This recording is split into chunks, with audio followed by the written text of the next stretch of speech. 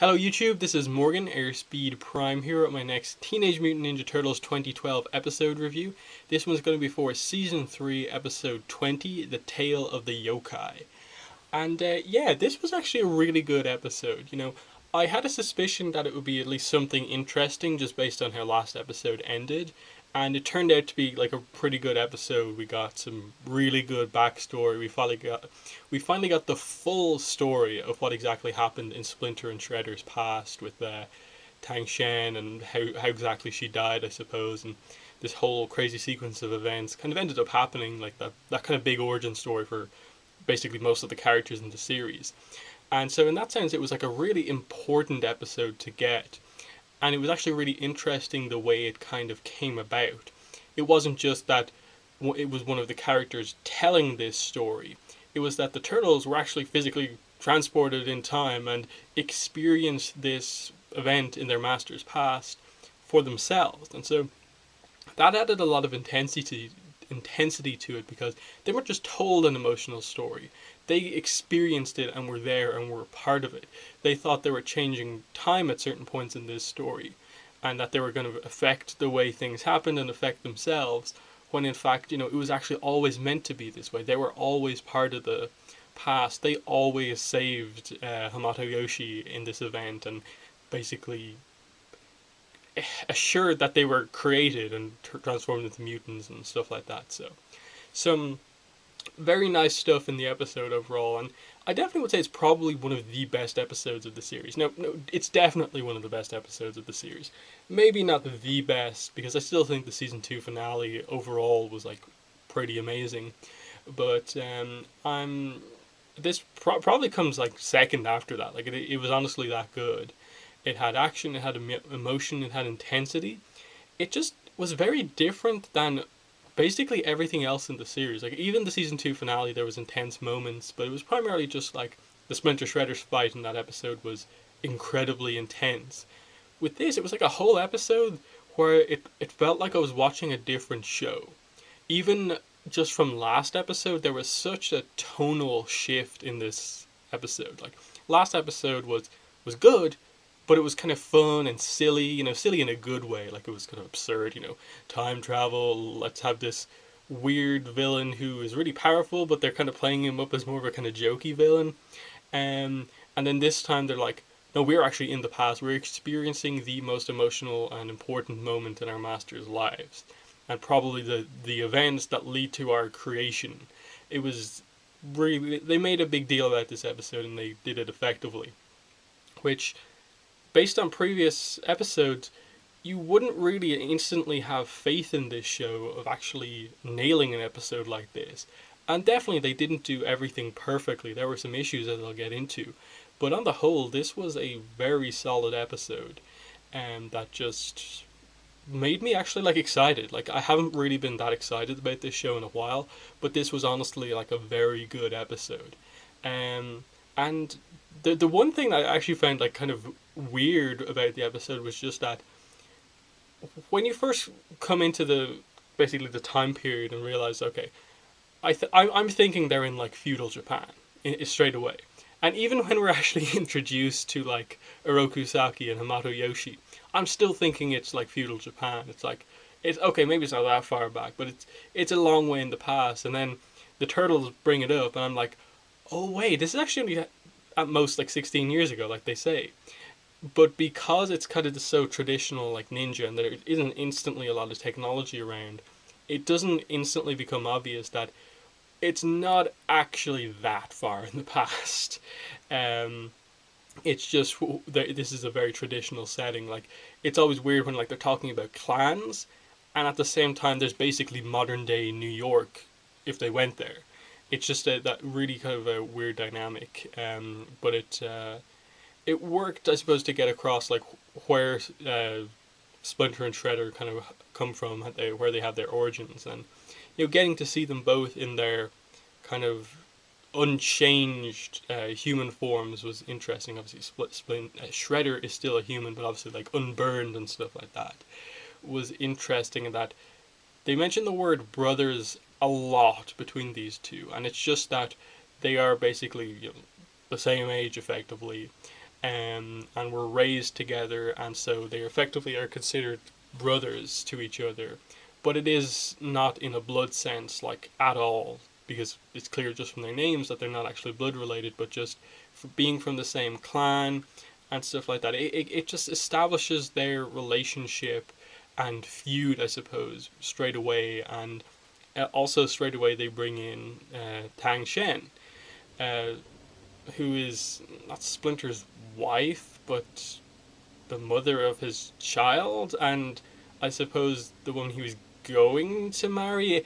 It was weird that they created this weird dynamic where, like, okay, she used to be with Orokusaki, but now she's with Hamato Yoshi and has a child with him, but it's not instantly clear like that she's married or anything like that. And like obviously it's a Nick show, so they're not going to bring up the weird details of that. But it was interesting that they even brought this up as a concept.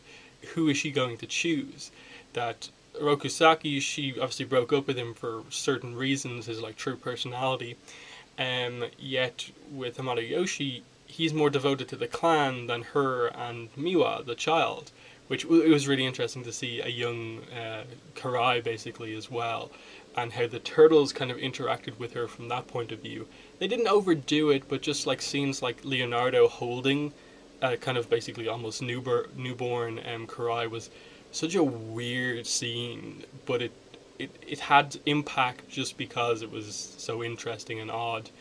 Um, but yeah, like the whole feud between them is basically it's primarily jealousy on Orokusaki's part because Hamato Yoshi has Tang Shen, and then my one problem with this episode, major problem, would be that they almost out of nowhere introduced the idea of the Foot Clan and Shredder's other backstory, that like he just appears in a new outfit with his new clan and there's a bunch of ninjas in front of him and says, I've kind of just found out that the head of our clan, which I'm not actually a part of, killed the head of my clan, who's actually my father, and it's all lies. And I feel like there wasn't necessarily a scene that really set him off. Like, you got the sense that, okay, she was doubting her decision of who to go with, and he felt like maybe she was going to choose him, and then Hamato Yoshi kind of devoted himself to her more, and then that ruined it, and that changed him. But it was definitely a little bit lacking in terms of how did he go from there to there. But again, I think that's just the fact that the show hasn't had a character arc on this kind of emotional level ever, and so they don't really know how to do that just yet. But it was effective, all things considering, for a show that hasn't really done all that much with that sort of stuff. So yes, his kind of villain turn wasn't the best, but it worked, and especially when the confrontation actually happened, like it was very intense. There wasn't a lot of dialogue. It was just like, Tang Shen, go, take Miwa with you, get out of here. Like, they knew that their rivalry had got to a point where they couldn't just like say like make up and be brothers like their master was saying. It had to end in a fight, and you see that it wasn't Shredder who set the fire. It was just an accident that happened in the middle of their fight. They both caused that to happen, and basically it was her going back and kind of getting involved in the fight to stop them from killing each other that got herself killed. But it was Rokusaki who actually like killed her.